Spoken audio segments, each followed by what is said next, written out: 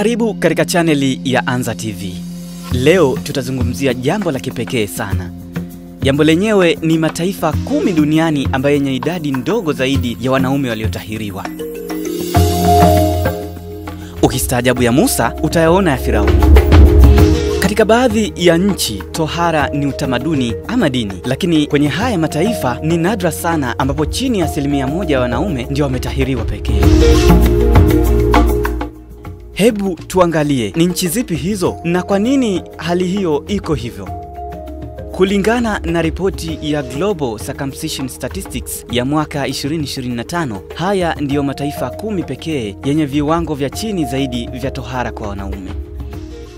Mataifa haya 10 yana 0.1% pekee ya 100%. Mataifa hayo ni kama yafuatayo: Guatemala, Cuba, Honduras, Nicaragua,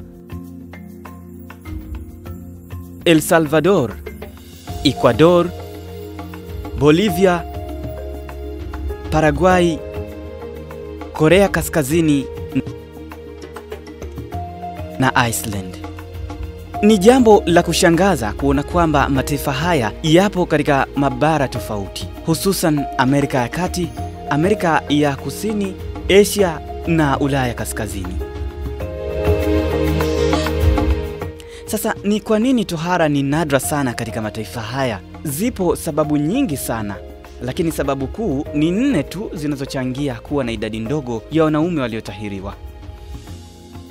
Kwanza ni asili ya dini na kitamaduni. Mara nyingi tohara huhusishwa na dini za Kiyahudi na Kiislamu.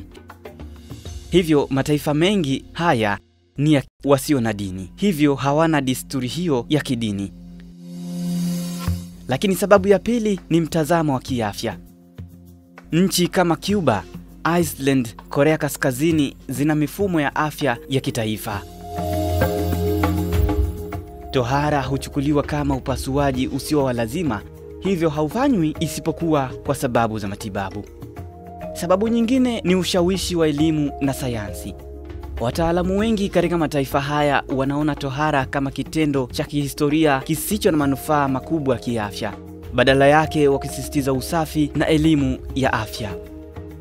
Lakini sababu kubwa nyingine ni utamaduni wa kijamii. Hii ndo huonekana kama kubwa na inayochangia kukosekana kwa tohara kwa wanaume. Katika maeneo kama Amerika ya Kati na Kusini, mitazamo ya mwili na mila na desturi za asili huthamini mwili usiobadilishwa. Kwao, tohara huonekana kama jambo la kigeni. Hivyo basi, ikiwa unashangaa kwa nini viwango vya tohara duniani vinatofautiana sana, jibu lipo kwenye mila, dini na mtazamo wa kijamii kuhusu afya. Kwenye mataifa haya 10, tohara si lazima, si utamaduni, wala si hitaji la kiafya. Na hiyo inatufundisha kitu kimoja, kwamba jinsi utamaduni unavyoamua hata maamuzi ya miili yetu. Je, unadhani tohara ni jambo la kitamaduni, kidini au kiafya zaidi? Kama umefurahia video hii, usisahau kulike, kusubscribe, kushare na kushiriki maoni yako. Mimi ni Abdussamadu Ayub.